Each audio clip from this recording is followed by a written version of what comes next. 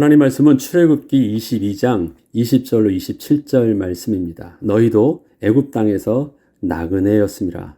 너희도 지난날 다르지 않았다. 그 말씀이십니다.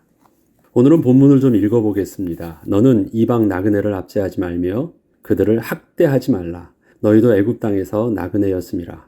너는 과부나 고아를 해롭게 하지 말라. 내가 만일 그들을 해롭게 함으로 그들이 내게 부르짖으면 내가 반드시 그 부르짖음을 들으리라. 나의 노가 맹렬함으로 내가 칼로 너희를 죽이리니 너희 아내는 과부가 되고 너희 자녀는 고아가 되리라. 내가 만일 너와 함께한 내 백성 중에서 가난한 자에게 돈을 구워주면 너는 그에게 채권자같이 하지 말며 이자를 받지 말 것이며 내가 만일 이웃의 옷을 전당 잡거든 해가 지기 전에 그에게 돌려보내라. 그것이 유일한 옷이라. 그것이 그의 알몸을 가리는 옷인즉 그가 무엇을 입고 자겠느냐. 그가 내게 부르짖으면 내가 들으리니 나는 자비로운 자임이니라. 하나님께서는 사회적 약자로 구분되는 나그네, 과부, 고아, 가난한 자 등에 대해서 저들에게 공의로 대하라고 하십니다. 그리고 가난한 자에게는 특별히 긍휼을 베풀라고 하십니다. 그런데 그렇게 하라고 하시는 말씀보다 더 중요한 것이 왜 그렇게 해야 하는지에 대한 하나님의 명확하신 이유를 우리가 마음에 새기는 것입니다. 두 가지 관점으로 오늘 말씀을 보아야 되겠습니다. 얼핏 보면 사회적 약자에 대해서 그냥 베풀라는 말씀을 하시는 것처럼 보이지만 오늘은 그렇지 않아요. 공의라는 것과 그 다음에 긍휼이라는 두 가지의 관점 속에서 그래서 하나님의 공의와 하나님의 사랑에 대해서 하나님께서 그 하나님의 성품을 두고 그 다음에 이스라엘 백성들에게 너희들도 그런 하나님의 백성답게 그렇게 순종하라고 말씀하고 계신 것입니다. 그래서 겉으로 들을 때 그렇지 하나님의 말씀처럼 가난한 자들에게 그렇게 구제를 베풀면 되지 그렇게 생각하시면 안 되는 것입니다. 하나님께서는 하나님이 통치하시는 이스라엘 백성에게는 공의와 사랑의 법이 함께 작동해야 함을 분명하게 설명해 주셨습니다. 첫 번째 하나님의 공의입니다. 그들이 내게 부르짖으면 내가 반드시 그 부르짖음을 들으리라. 이것은 굉장히 무서운 하나님의 말씀을 하시는 것입니다. 내가 듣겠다라는 것은 내가 가만두지 않겠다라는 말씀을 하시는 거예요. 현재 이스라엘 백성의 신분은 자유인입니다. 그리고 자신들을 인도하시는 전능하신 하나님의 보호를 받고 있으며 가나안 땅이라는 갈 곳도 있습니다. 그리고 하나님의 약속은 보장되어 있습니다. 비록 지금은 광야에 살고 있지만 하나님의 은혜로 하늘 양식을 공급받아 먹고 마시면서 살고 있습니다. 분명히 가나안 땅으로 들어갈 것입니다. 소망이 있는 것입니다. 그러나 지난날에는 그렇지 못했습니다. 지금 저들이 광야에 있지만 저들은 지금 신분과 형편이 완전히 달라져 있습니다. 영적으로나 육신적으로나 여유가 있습니다. 애굽에서 살던 것과는 근본적으로 다른 여유 있는 삶을 살고 있습니다. 그런데 처음에는 이스라엘 백성들의 모습이 어땠습니까? 출애굽기 2장 23절을 보면 여러 해 후에 애굽 왕은 죽었고 이스라엘 자손은 고된 노동으로 말미암아 탄식하며 부르짖으니 그 고된 노동으로 말미암아 부르짖는 소리가 하나님께 상달된지라. 이게 본래 저들의 모습이었거든요. 나그네라는 신분은 나라를 잃고 본토 친척을 잃고 어느 한 곳 의지할 곳 없어 떠돌아다니며 어느 한 곳에 정착하여 사회적으로 대우받지도 못하고 그 사회 시민으로서 보호받지도 못하며 그저 그 사회의 눈치를 보며 그렇게 살고 있는 사람을 말합니다. 집을 떠나 여행하는 여행객을 말하는 것이 아닙니다. 그리고 고아와 과부 역시 그와 비슷한 처지의 사람들입니다. 성경에서 지금 말하고 있는 이스라엘 백성들과 함께 사는 이방 나그네들을 보죠. 거기에는 예를 들어서 애굽 백성도 그 안에 나그네로 있습니다. 애굽에 있을 땐 자기들이 갑이었죠. 그러나 이스라엘 백성들과 함께하는 삶을 선택해서 그들이 애굽 백성의 시민에서 이스라엘 백성들로 들어왔을 때는 갑과 을의 위치가 바뀐 것입니다. 사회적 소수가 된 것이에요. 그럼 옛날에는 내가 당했는데 지금은 그 당한 만큼 되갚아 줄 수 있는 위치에 있게 된 것입니다. 또 그것처럼 또 다른 데서 들어온 이방 나그네들도 있습니다. 그들은 사회적 소수입니다. 약자입니다. 이스라엘 백성들은 자신들을 보호해주던 요셉이 죽고 그 요셉을 알던 애굽 왕들이 죽게 되면서 더 이상 애굽의 특별 시민으로서의 지위를 애굽에서는 잃게 되었었습니다. 아무런 사회적 보호를 받지 못하는 신분으로 바뀌면서 종과 같이 살게 되었던 것이었습니다. 비록 이스라엘 백성이 애굽 땅에서 오랜 시간을 그 땅에서 정착하며 살고 있었지만 애굽 백성으로서의 보장된 신분을 얻지 못하였기 때문에 여전히 이방 족속이요. 사회적으로는 외부인으로서 사회적 멸시와 학대를 받으며 살 수밖에 없었습니다. 저들은 법적 보호를 전혀 받지 못했기 때문에 공의를 주장할 수 있는 신분이 되지 못했던 것입니다. 완전히 사람 취급을 받지 못하는 신분인 것입니다. 또한 이렇게 저들이 사회적 약자로서 그렇게 눈치를 보며 살았던 것은 돌아갈 자신의 집과 고향 땅이 없었기 때문이었습니다. 있었으면 그냥 가버리면 되죠. 근데 그렇게 화를 낼 수 있는 입장이 아니에요. 저들은 지금 애굽 사람들에게 무시를 당하고 학대를 받는 것이 문제가 아니라 만약에 그곳에서 쫓겨나기라도 한다면 당장에 돌아갈 곳이 없었고 어떻게 살 수 있는 아무런 희망이 없기에 비록 종처럼 살고 있었어도 절대 떠날 수는 없었던 것입니다. 저들은 종으로 붙잡혀 있던 것이 아니라 종의 신분으로라도 그렇게 버티지 않으면 살 수가 없었던 것입니다. 저절로 종이 돼요. 저들이 어디서 붙잡아가지고 전쟁에서 패해가지고 붙잡아가지고 종으로 만든 사람들이 아니에요.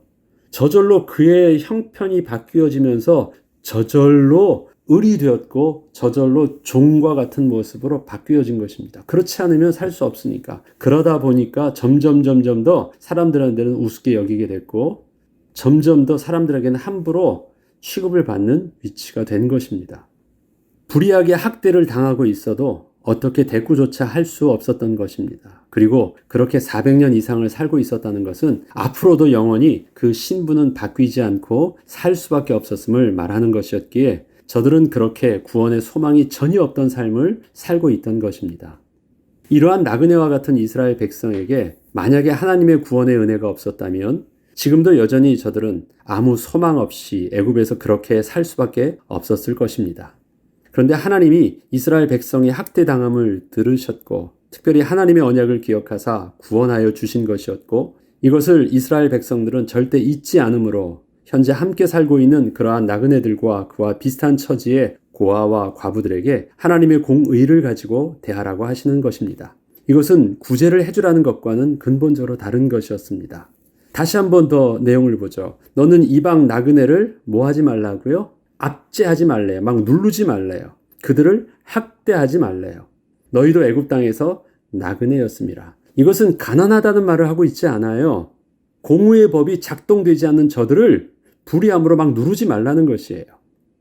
너는 과부나 고아를 해롭게 하지 말라. 이것도 마찬가지죠. 너는 과부나 고아를 도와주라는 말을 하고 있지 않아요. 공평하게 대하라는 거예요.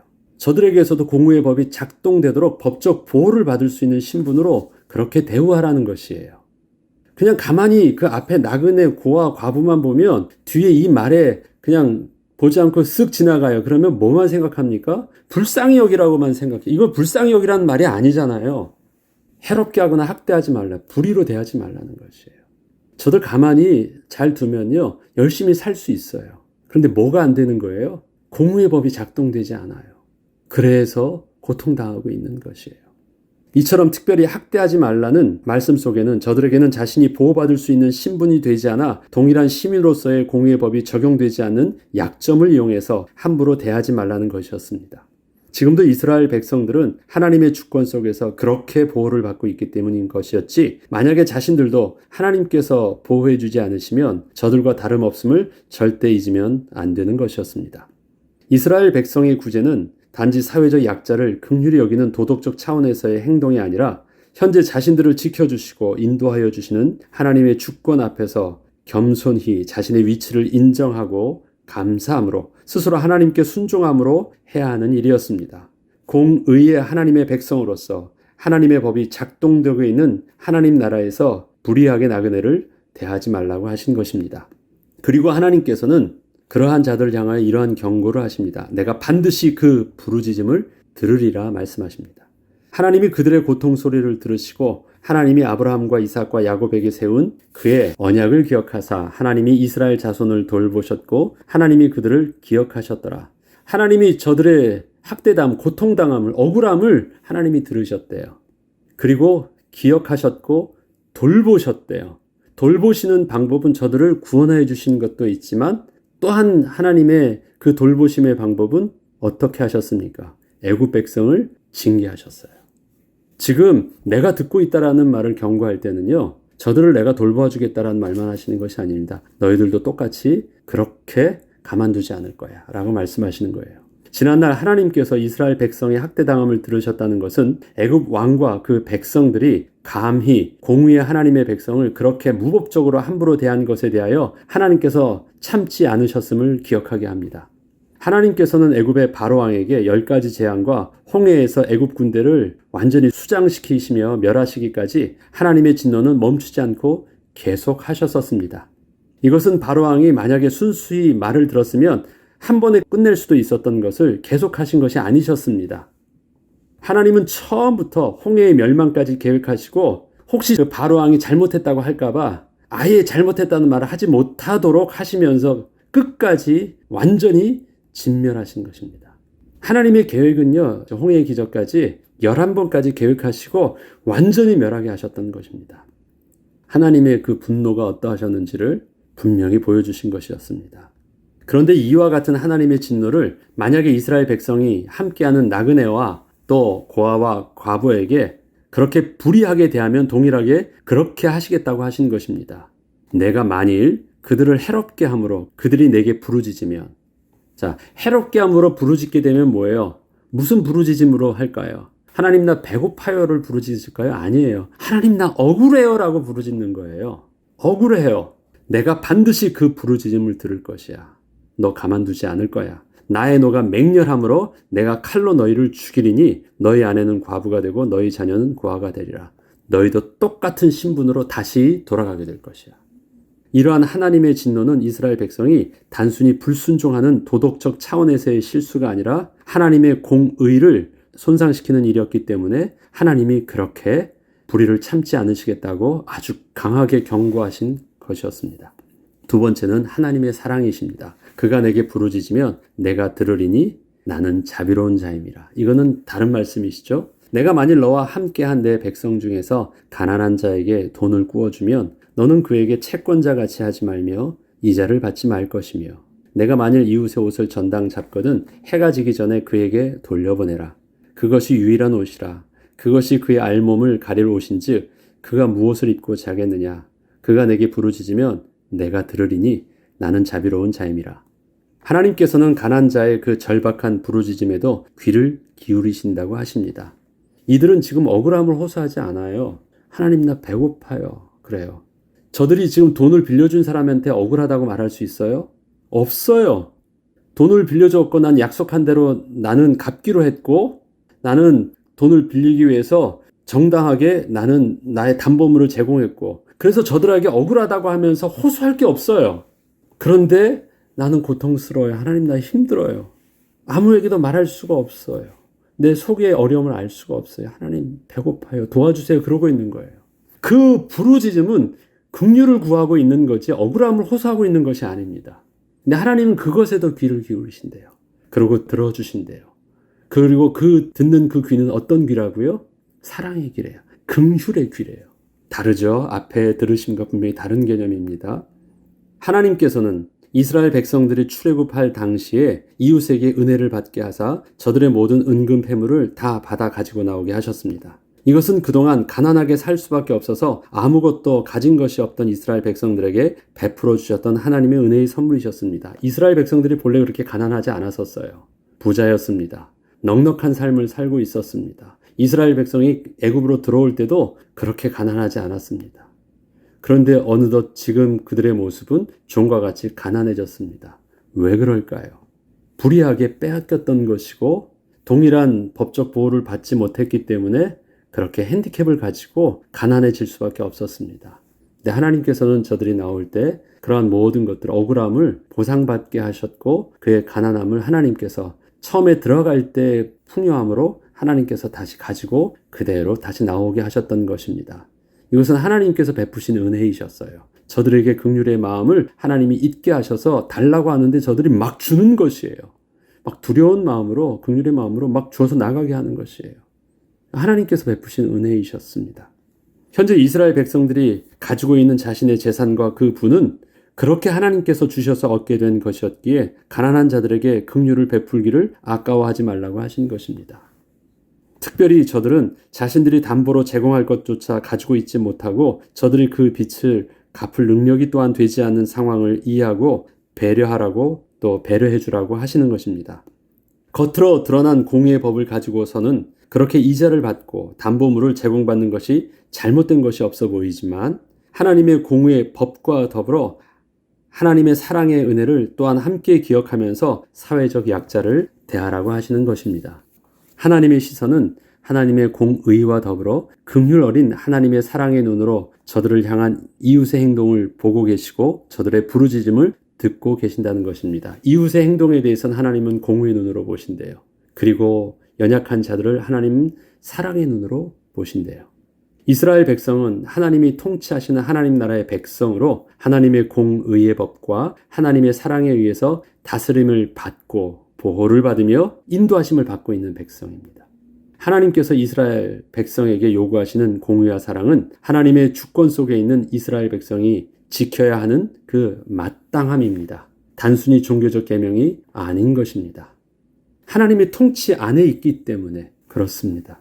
거룩하신 하나님께서 하나님의 공의와 사랑이 당신이 통치하시는 나라에서 손상되는 것을 결코 참지 않으십니다. 아니, 참지 않으시겠다고 하십니다. 하나님의 거룩하심을 너희들이 손상시키지 말라고 분명히 경고하십니다. 이처럼 우리의 구원에도 만약에 하나님의 공의가 아니셨다면 우리 또한 아무 소망 없던 자였음을 기억하고 우리의 삶에도 하나님의 공의가 그대로 작동되도록 해야 하겠습니다.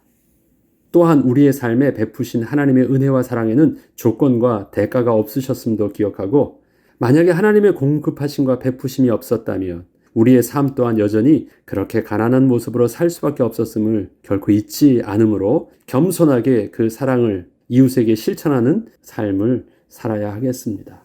하나님이 우리에게 공의의 축복을 또 하나님의 사랑의 성품을 동일하게 주셨습니다. 그러하기에 우리는 우리의 삶 속에 하나님의 주권이 이루어지는 이 땅의 삶 속에서 하나님의 통치를 또 우리의 삶을 통해서 이루어 나갈 때 하나님의 공의와 하나님의 사랑을 영적인 밸런스를 가지고 잘 맞추고 잘 감당해야 되겠습니다. 기도하겠습니다.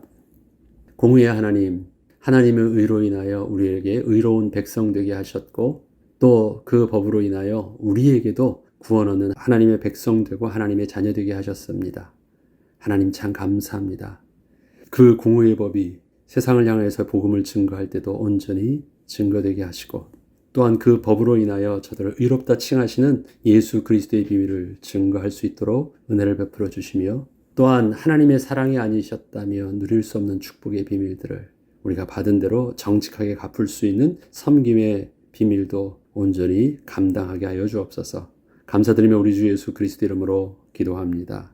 아멘.